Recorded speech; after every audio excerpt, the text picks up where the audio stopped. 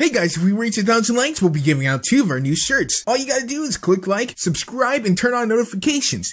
If your idea of a Valentine's Day is posting ironic pictures of you with your body pillow in some sort of romantic scenario, or if you enjoy memes and use them IRL, if you think you're the life of the party because you jumped off of a countertop declaring your sexual orientation in a bodysuit, this list is for you. Today we're gonna go ahead and go full cringe and count down the top 10 females in anime. Keep in mind, I'm not a weeaboo.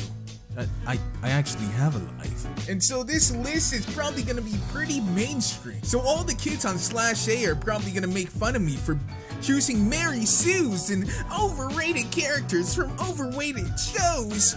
Old anime was the best. But while you're complaining in the comments, just remember, you don't have to like my list by any means, but I don't have to like the same things as you. So without further ado, let's get into the cringe. I mean, you can just go to end my videos for that, but let's go ahead and count down the list. Number 10, Sabre.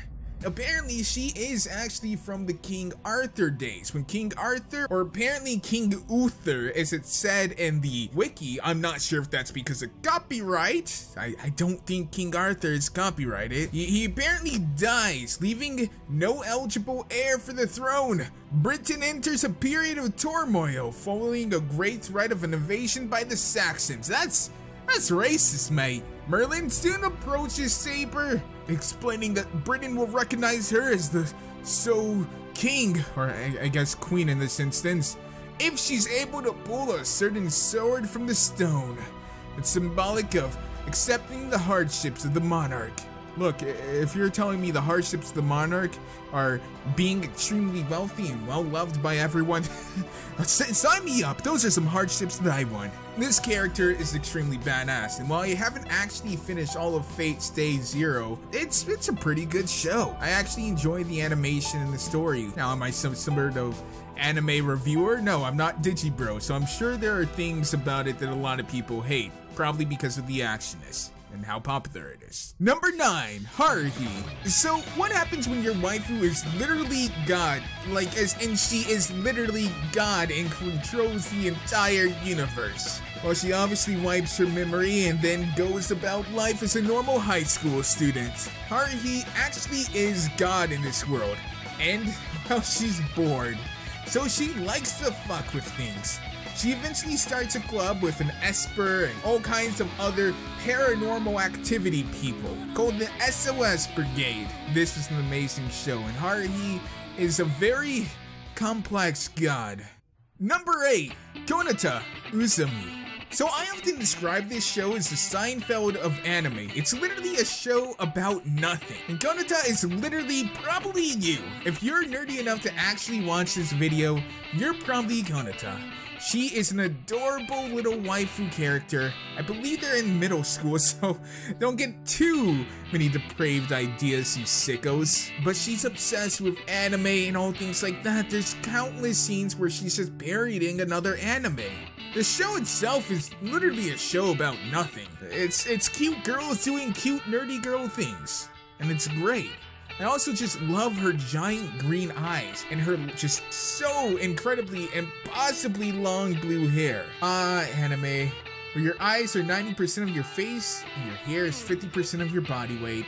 Tonetta is just like how I like my female characters. Sarcastic, strong, but always there for her friends. That's how most people should be, I think. She also doesn't like studying or ever doing her homework, which is probably 99% of the American high school population. Look, I could finish this math exam, get a great job, and live a successful life. Or I could go ahead and browse 4chan all night. I think the choices here are obvious. Number 7, Eartha. Okay, so Eartha is part of the Fairy Tale Guild, but her power is no myth. She's an S-class mage. Pretty much, if you play ESEA, she's an S-class. If you don't play that game, or ESEA, she's just extremely OP. She's a member of Team Natsu, with Lucy, Gray, and, well, Natsu himself. Eartha is a very strict person, often criticizing the bad behavior of others, causing most of them to apologize, because when you have someone as strong as Eartha tell you to stop doing something, It's pretty good. You're gonna stop doing it. Most people tend to avoid her either because they're scared of her or they just don't want to be lectured. She's lived a hard life and that's made her hard over the years. But at the end of the day, she'll do anything to protect her friends and those she cares about. Number 6, Kagome. So this is pretty much a pretty old anime. If you guys were like me, you probably caught this on Adult Swim way after it came out. There were so many episodes and I think it only came on really early in the morning. Luckily for me, I woke up then to go to school. Yes, I was one of the unfortunate kids who had to wake up at 5 a.m. to get ready to go to school. It was so much fun.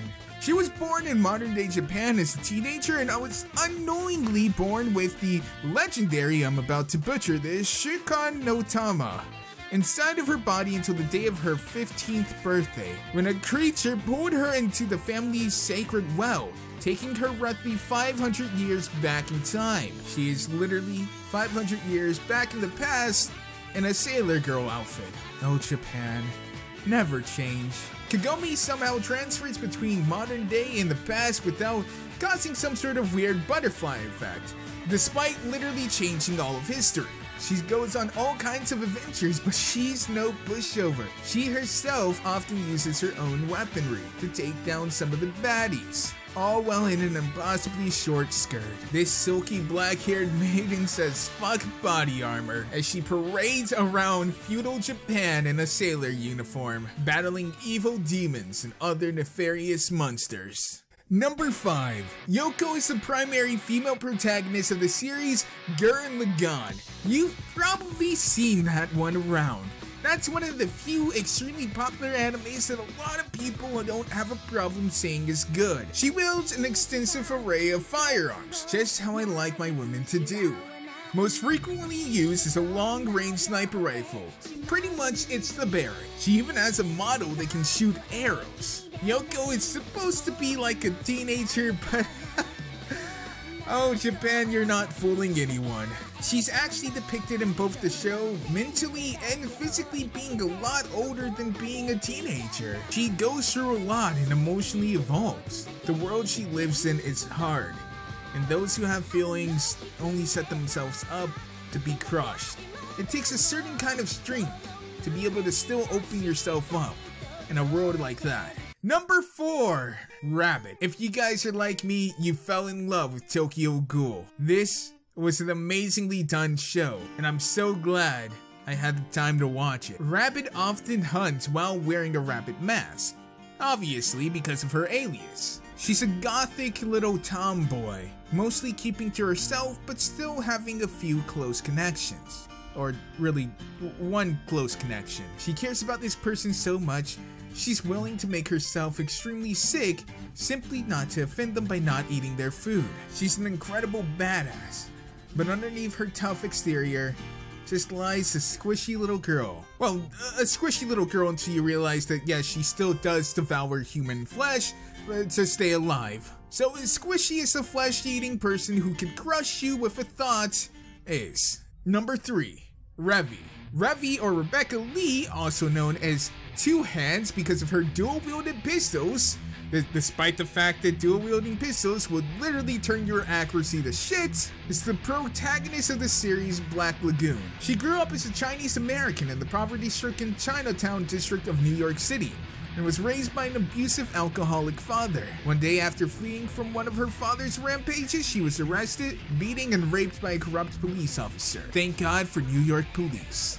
Where would we be without them? Upon being returned home following this ordeal, Ravi shot and killed her father after he casually asked for another drink. While Ravi has her scars, she doesn't let it define her. She certainly doesn't walk around depressed all the time, and certainly has made something of her life, even if it is a life of violence, drugs, and alcoholism.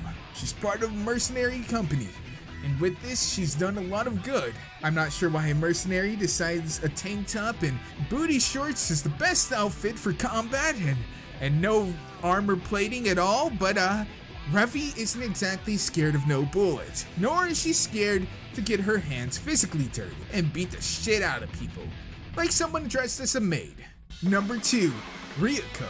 Kill la Kill was another amazing show made by Studio Trigger. Trigger has always done amazing work and their concepts have always been great. This one was all about fashion, and even though it was all about clothing, the characters exactly didn't wear that much of it. But hey, I'm not complaining. Ryoko is a 17-year-old girl with medium height and mid-length black hair with a single left-swept red highlight on her bangs. Pretty much why a lot of people compare her to Shadow, the black and red hair. Ryoko has a relatively simple personality, fierce and stubborn. She fears little, which is demonstrated when she directly and disrespectfully addresses the queen bitch at the school. She demands her questions be answered and she demands them now, damn it. I won't spoil too much of this anime, but the character designs are amazing. Not only is it a take on the classic sailor outfit, but the transformation mode is even better. There's a reason why every girl and a lot of guys decided to cosplay as her. Studio Trigger certainly doesn't disappoint. And the #1 spot goes to Motoko Kusanagi. Ghost in the Shell was literally my show growing up that defined my childhood. Not only did it cater to my nerdy coding stuff that I love to do, but it merged the sci-fi Japanese stuff that I love and the cop dramas that I also love. It's like Law and Order, but it doesn't have to do with sex, and it's not made by some guy called Wolf Dick. Am I the only one that finds his name funny? It's Dick Wolf, but if you look it up on like a phone directory, it says Wolf Dick. Am I the only one that's still 12? Anyways, the Major is an amazing character. She's a cyborg employed as the squad leader of the Public Security Section 9, a fictional division of a real Japanese National Public Safety Commissions. The Major is probably the biggest sex icon in anime. She owns her sexuality, walking around in something extremely sexually provocative in the show. There's actually quite a bit of sex that goes on in the manga, from her having lesbian and loving to some heterosexual stuff to some three-ways. This is explained away pretty poorly by her apparently running an e-sex business, which is illegal. And she's a cop. Pretty much she literally is a prostitute who's also a cop. And she does it on the side because she wants to. Feminists, take note. This is what owning your sexuality is all about. Well, that's gonna do it for my list. Let me know what you guys would have changed, which would probably be a lot of things. Anime fans are pretty opinionated. I've noticed that. Heaven forbids I call this stuff a cartoon. You guys go ballistic. I'm just playing with you guys. I love you all. Thank you for watching my video. If you made it this far, that's amazing. Why don't you go ahead and leave a like on this video. Comment down below what you like. Comment down below what you didn't like. As always, I've been Faith from Eliminus. Peace to them out, guys. I'll see you next time. Woo!